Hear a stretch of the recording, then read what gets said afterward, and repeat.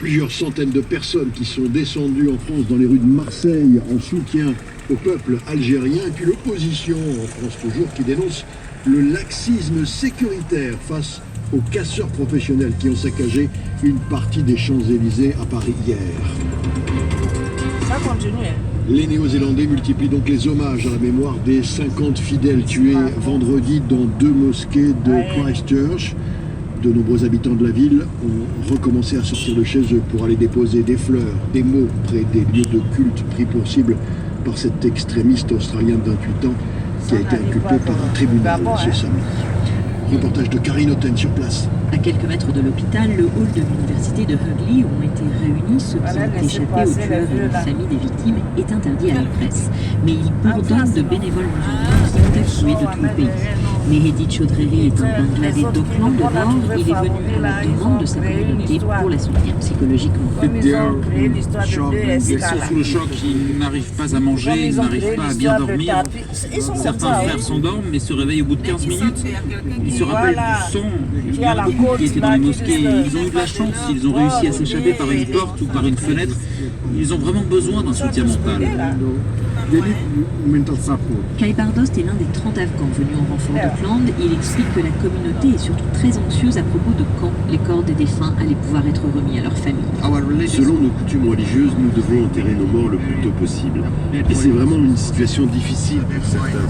La police scientifique va devoir rendre les corps rapidement. C'est un cas qui ne s'est jamais présenté en Nouvelle-Zélande.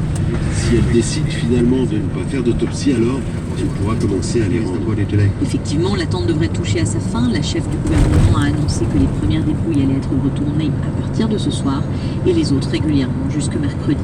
Karine Otten, Christchurch, RFI. En Indonésie, au moins 2 personnes ont été tuées, des dizaines d'autres blessées aujourd'hui dans un glissement de terrain provoqué par un séisme sur l'île très touristique de Lombok. Le tremblement de terre de magnitude 5,5 semble donc à l'origine de ce glissement de terrain dans le nord de l'île. Un autre désastre dû à la météo extrême avec plus de 100 personnes qui ont trouvé la mort au Zimbabwe et au Mozambique au cours d'un passage dévastateur d'un cyclone qui a été baptisé Idai.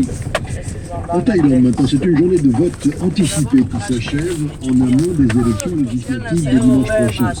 2,5 millions d'électeurs étaient enregistrés pour voter aujourd'hui sur un total de 51 millions. Ce sont les premières élections organisées dans le pays depuis 8 ans, des 5 ans de régime militaire.